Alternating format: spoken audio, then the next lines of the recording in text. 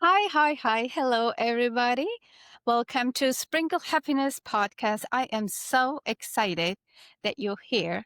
This is not only episode number 1, I'm very excited to also have an amazing guest. Her name is Marisa. We are on the same journey to study happiness and doing our master's degree. We are literally a couple months away from graduating, but we are have this shared mission to sprinkle happiness on other people's lives too. That's why we're here. So I am your host, Nerviye, and here is Marisa. Marisa, introduce Thank yourself. you. Thank you for inviting me. I'm happy to be here talking to you. It's such a privilege. Marisa, we have this mission that we want to sprinkle happiness to a lot of a lot of people's lives, and you already contributed so much in your community. Tell me a little bit about it. I want to know more what fascinates people, how your journey all started. So, a little bit of what I've done this summer has been really fun. I decided to host 5 events based on what we have learned in our master's program. And it has been extremely well received. I feel, as you do, that we're learning such great tools, great knowledge, that I'm dying and eager to share it with people, because I see how we can make a change right away once we have a few more tools in our toolbox. So Yeah, I've been lucky this summer to reach out to over 40 women who are just singing praises of me sharing the information that we've learned with them. that is so awesome. That is so amazing. I really admire your taking action before we're even done touching others' lives. And what fascinates people from my experience is when they hear that we are happiness experts, we are studying this, is pure curiosity first. What is the secret? I want to know more. I want to be happier. I don't know one single person on this planet that does not want to be happier. And it's hard. It's not easy, right? Have you experienced that, like from your environment? People are so curious. Well, two-sided. One is when I'm not feeling at my happiest, I go through my mental checklist of the things that we've learned that, based on science and data, can make a difference. So the other day I was struggling with a few things, and I was upset, and I was trying to reframe and breathe and do all the different things, some of the many things that we've learned, and it completely changed my mood. So yeah, sharing that with people has been amazing. These are practice sessions. I'm just learning on how to deliver and what people want, but people are asking for more, and I think it's something that we can all benefit from. Yes, absolutely. And all have this human experience, and we all have our ups and downs. We all have challenges. There is not one person that does not have any challenges, even the richest and the most brilliant, talented person. We all have those days, and the people that put us down. We have people that reject us. We get no's. We get so many bumps on the road. But having these tools that were enables you to get up faster. It does really help with resiliency and focusing on what you have and not what you don't have, focusing on your strength and not your weaknesses. It's been invaluable. What is one of your favorite tools? We have so many. What if one of the bigger tools is just building community, which is what I ended up, my mission was to share some information, but I ended up on a bigger scale building community. I just walked down the street and saw new friends that I made through these workshops, because people that I didn't know came. And so that sense of community is so helpful, whether you're having a good day or bad day, to run into people that you just met and that you've connected with on this different level, where politics is not involved. It doesn't matter who you are, what age you are. We just see person to person, and it's so refreshing to have that. So, but in terms of tools, for me is reframing. When something happens to us, we interpret things a certain way. And it's helped me so much, whether it's a comment or somebody has made to me or an experience that I'm having, stepping back and thinking, how can I benefit? How can I see this differently? And I feel like it's a superpower to be able to do that. And I'm not always effective at it, but it's so helpful to reframe. It's hard. That's not easy. That requires practice. It reminds me of benefit finding. What's the benefit of that challenge that you experience? But looking back, Marisa, of all the setbacks, of the worst times of my life where I thought this is it, I can't move away from this or get over this ever. Looking back at those times, it all ended up being a blessing. The biggest mistakes ended up being my biggest lessons. And the people that disappointed me or I felt being let down, it was supposed to be like that. I am so happy for all the challenges, for all the difficult times of my life. It all made me stronger. I It all absolutely agree. I recently had a situation where I felt like I was kind of pushed into a corner, and it made me clear with what my choices were going to be because I was in that corner. And I thought, oh, thank you for making me make these decisions. I'm going to do this and this and this. And if I wouldn't have felt a little bit trapped, I wouldn't have realized I needed to make the decision. So even when we're uncomfortable, it's good for us.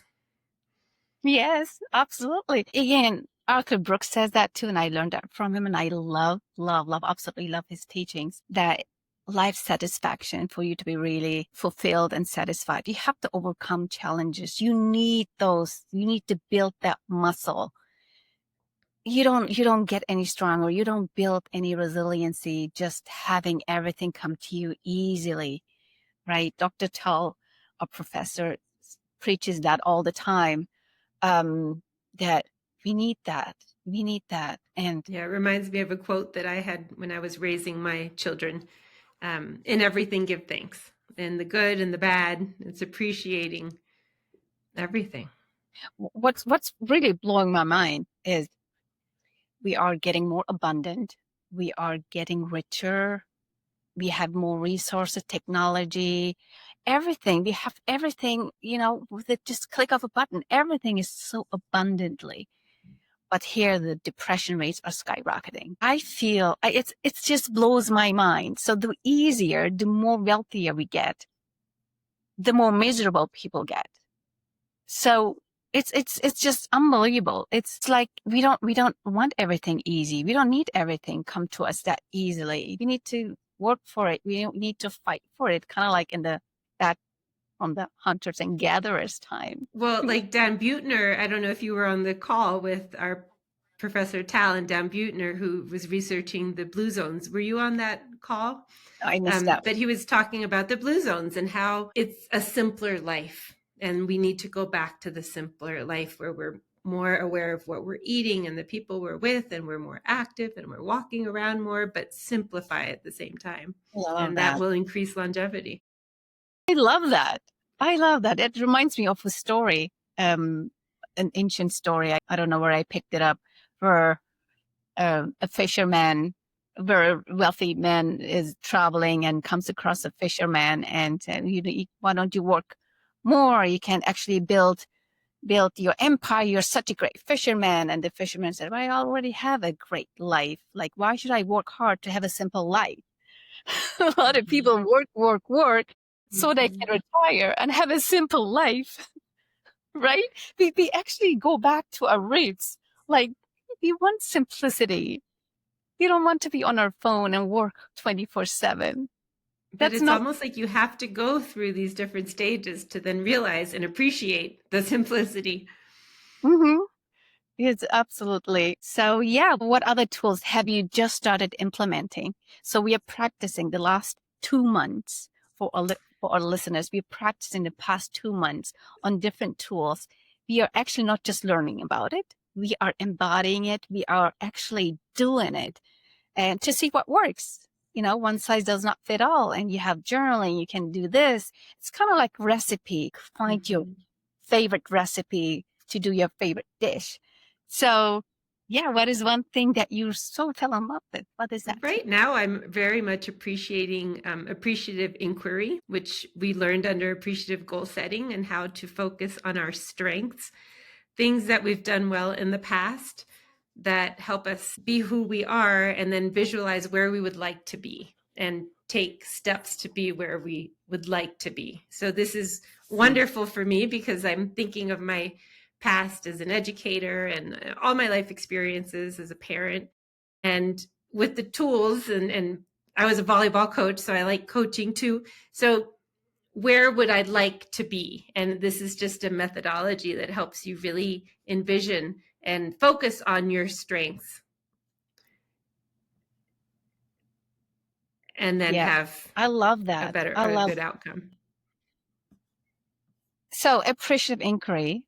Um, Give a little summary, like if you could explain it in one sentence for our Sure. listeners. What is? Appreciative inquiry is when you focus on your strengths and what you've done well, and you build upon that to build on who you'd like to be and what you would like to do.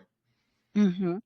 So one of my It's so favorite. simple and it's so positive because it focuses on good. It's not there's no pressure because you're starting with what already is. Yeah, and you're enough. You're enough. You have so much that you have. That's where the focus needs to go, right? We On all what? are. We all are amazing and we've all had our journey and we Yeah, need to celebrate that journey and see what was the good that came out of all those circumstances. What are our strengths? but really, what I love sharing about happiness, everybody loves this topic of happiness. We actually obsessed with happiness because we all want to be happier. Is if you don't practice these little tools, these little hacks every single day, like we are always chasing, we always feel like that we are not quite there yet. Like literally, we always like almost there, but not quite there yet. I need to get that one more thing done. I need to like find this one perfect partner or this promotion. Or if I had only this amount of money in the bank account. It's just always this next, next, next. When happiness is actually right here in this moment. This moment is all that we have, guys. Right here. There's nothing more that you need. Just instead of chasing happiness, just being it. And that's not easy. That's something that needs practice. And that's why we're here to share some of the tools that works great, that works wonders. And just being mindful and living our day with gratitude and appreciating what we do have and not Yeah. always thinking of what we wish we had. Yeah. I also love, love, love the analogy that happiness and unhappiness are like the two-way road, like it's a double lane. They can coexist.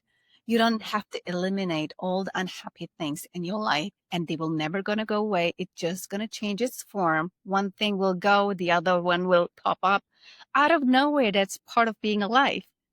That's another thing that has helped me, Nev, is feeling. I think a lot of times our society has taught us don't feel, just keep going. But when I have something happen to me or being said to me or an experience, I stop and think, okay, how do I feel about this right now? And it's good. It helps us. It's healthy for us to feel, and then you can move on. But you can't just squish it and pretend like it's not there because it will show up at some point.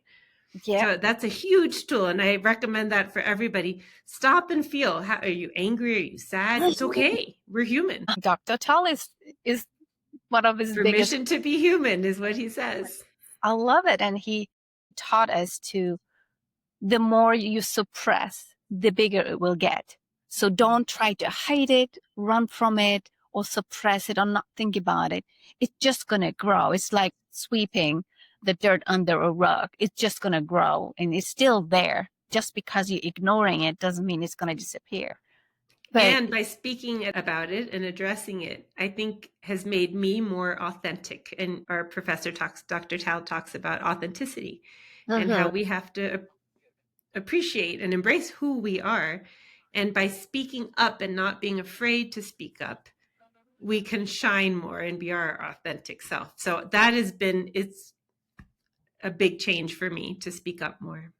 yeah, I It love feels that. good. I learned so much. I learned so much in this course, and I don't want it to ever end. Me too. It really helped me not only be happier, but also I can share it with the people around me.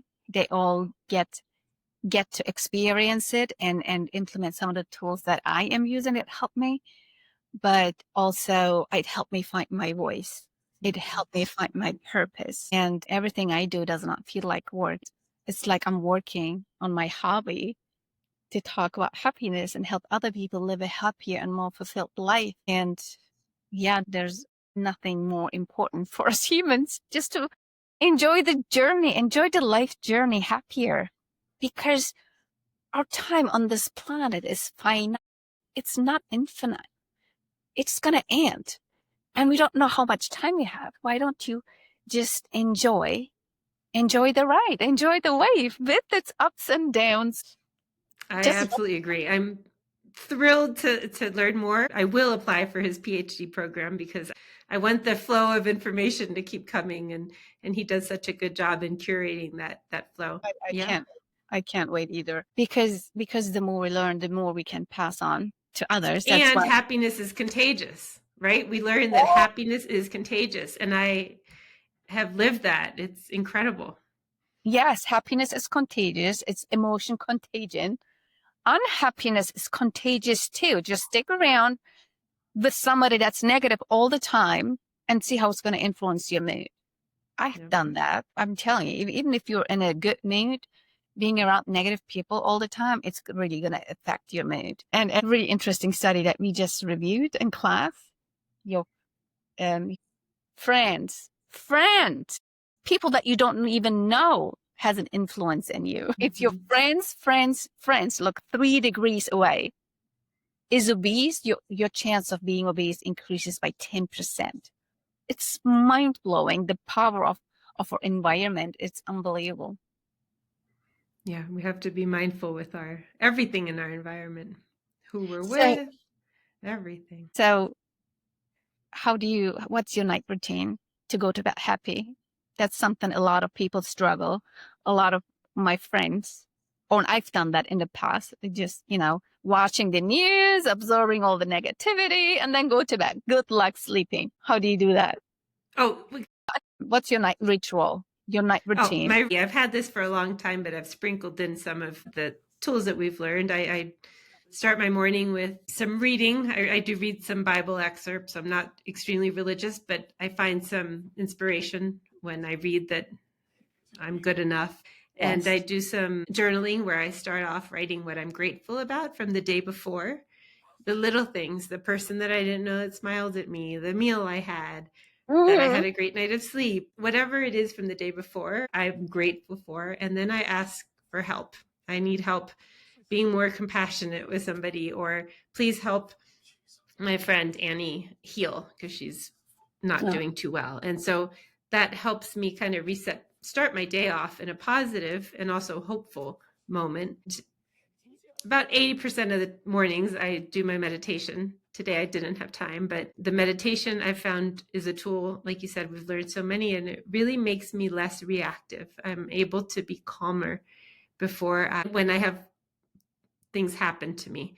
I'm not as reactive as I used to be. So it helps me be calmer. And that's like amazing to not respond as quickly. And then I love to exercise. So whether it's weights or hiking or tennis or golf, or I play tons of sports, I love that. That makes me happy. And I think playing is something we need to do more.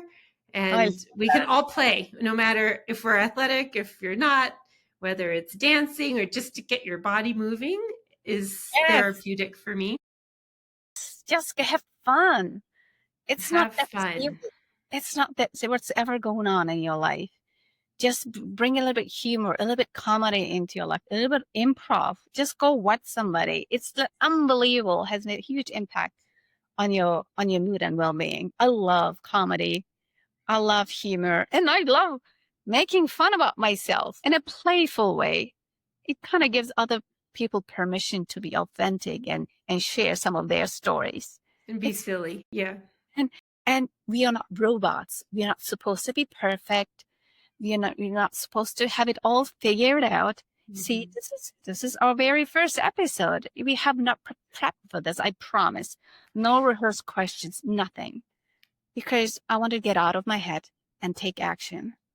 And I learned from Tony Robbins that if you make it about yourself, you get nervous. If you make it about other people, you're not going to. because it's about giving value to people. It's not about, what are people going to think about my hair and about this and that.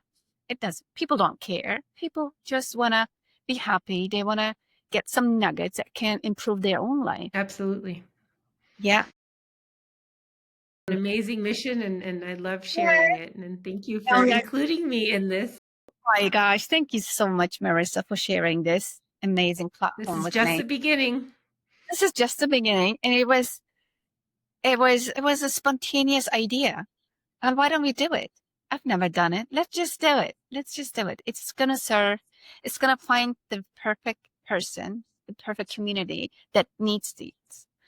It will find the right community, right people that needs to hear this. And that's why we're here. And one of the things I'm really, really enjoying, and it's not fun, is cold shower. I hate it. I I'm not hate in Miami right now, but when I am in Miami, my gym has a cold plunge. it. And the cold plunges, the days I do the cold plunge, I have more energy. I can think clearer. Yes, I swear by the cold plunges.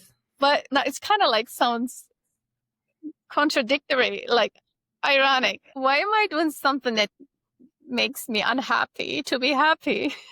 Because you feel better. Again, it's been proven. The research shows you do Yeah. feel better. We're probably going to dive into this in the future, but happiness is not one thing. Happiness is many different things. It includes your physical well-being, emotional, spiritual, intellectual, and emotional. It has different pillars, and we need to take care of our bodies, right? We need to, our health, our nutrition, exercise. It is all piece of the puzzle for us. Everything is interconnected. Yes, yes, it's not one thing. And it's so many different things. And that's why happiness is not easy. It requires practice every single day. Everything I knew about happiness before studying it was wrong. This big vacation or this purchase, happiness is not in that 1 week vacation. Eventually, you're going to come home and go back to your baseline, right? You're not going to stay there. You're going to go back to your baseline. So 360 days of normal everyday life compared to 5 days of vacation, like, of course, the 360 is going to have a more bigger impact in your overall well-being than the 5 days.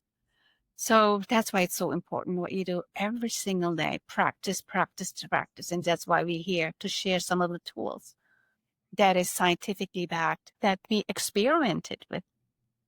And I'd like to add the thought that we've been told too in our classes that happiness is a byproduct. If you do all these other things, if you improve your spiritual life, your relationships, your emotional, if you do a little bit in all of these areas, your overall happiness will be higher. I love that. Yes, it's hidden in the little micro moments. That's a term we learned in class. It's hidden, and it's your job to find the hidden gems in your day. Maybe it's in that morning Like our coffee. conversation, that this just was one of my highlights of my day that I'll be grateful for Yes, tomorrow morning. in my journal today. It came out of nowhere. So thank you, Marisa. Yeah, this was podcast number 1. Look up for the next episodes, and I look forward to sharing many, many, many more tools down the road. Everything I learned, everything that worked for me. And yeah, everything that I think would contribute to your life, we are here to share. Thank you, Marisa. Thank you, Nev. Bye, everybody.